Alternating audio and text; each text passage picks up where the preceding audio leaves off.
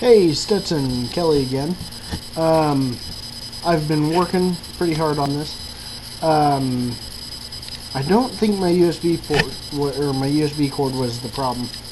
I don't know exactly what it was. It was acting kind of weird, kind of flaking out a little bit.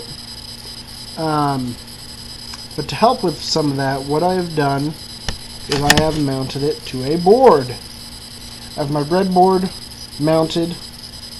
I've got my chip mounted. There's two nails. I can remove this now and put it elsewhere, but it just clips on to two nails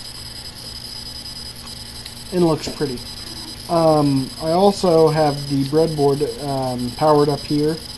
Those are 6 volts going into the breadboard via a battery pack right here. Which actually has a power switch on it. Kind of hard to see. The switch is actually right there, and that actually turns it on, and I can turn it off. Also, the USB is fully exposed, so I can use it like that too. Been playing around with some loop codes, with some syntax. Got a code here. Let me see if I can't get a good view of what this code does. Because it's kind of a neat code. I've got 5 LEDs right there. See if I can't turn them on and have them light up. There's 5 LEDs and they flash. They start out flashing slow, and then they go fast, and then they go back to slow. They do a 10 count on each.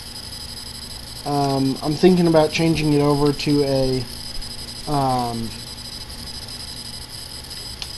doing the math and having it do the amount of counts on the fast, so that the fast takes up as much time as the slow, which is an easy fix for me to do. Yeah, I've got the code up. Pretty soon here, what I do want to do is start putting in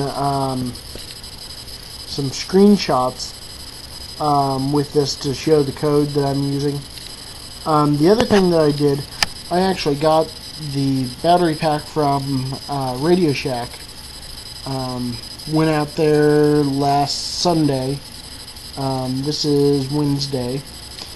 And I'm actually going to be building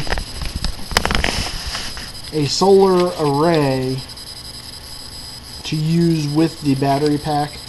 I'm going to tie these in with a diode so that they don't drop the voltage back into these during the night. I'm going to bypass the electric switch on the battery pack, and it's going to be a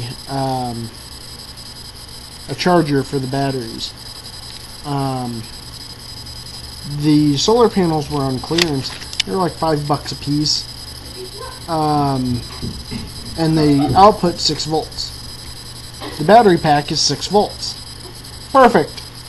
But I've been having a lot of fun figuring out the code, figuring out what it all means. I did find out that on the outputs, if you look at the, there's a stock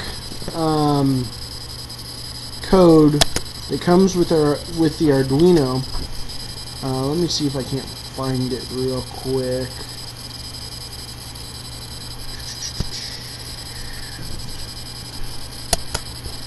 And of course, the Arduino software is frozen real quick here,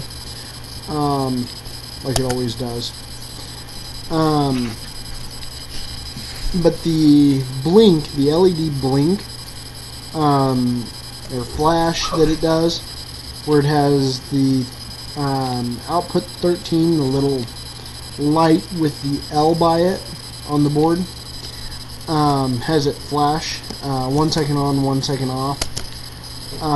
That code I actually started looking at that and learning about the output of it, and I realized that the variable LED, it sets to 13, and that's how it denotes that you are using output 13. So being that LED is a variable that you're putting 13 into to tell it that's what's flashing, I made a code that actually changes the variable.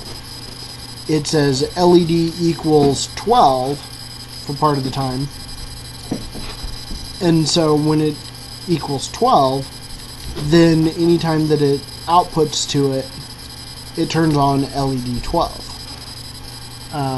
Kind of a neat code that I was dealing with. Trying some other things. There we go. Arduino just came back up. It is under digital. No, wait. Basics Blink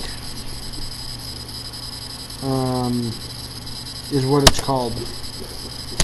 That has that output 13 to make it flash. So it's just kind of neat. Trying to work through some other things. Once I got it all mounted on the block of wood and got the battery pack on it, so that I'm using the battery pack when I'm just testing out code. It has been doing a lot better. It's been a lot more stable on the 6 volts than on the USB, and it's been uploading a lot easier too when I do switch over to the USB. So looking forward to see your first video. This one's running a little bit longer than the others, but had a lot that I did in the last couple of days on this. Can't wait to get back with you and work together on some of our projects.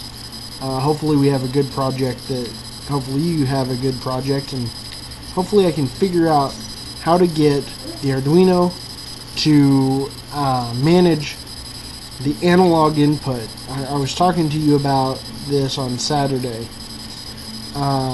just so that the world knows. I'm looking at taking a Arduino, hooking it into a walkie-talkie, and on the microphone sensing the volume, and so that when I'm riding a motorcycle and I got my helmet on, I got the mic in front of me, I'm going to have a remote mic in front of me in the helmet. When my volume goes up, basically the roar of the engine will be muffled from the helmet. When I speak, the volume will go up in the helmet. It should.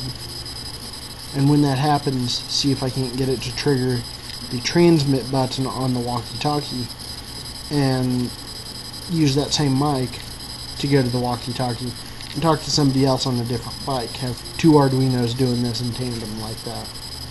So that's pretty much all I got. So see you next time.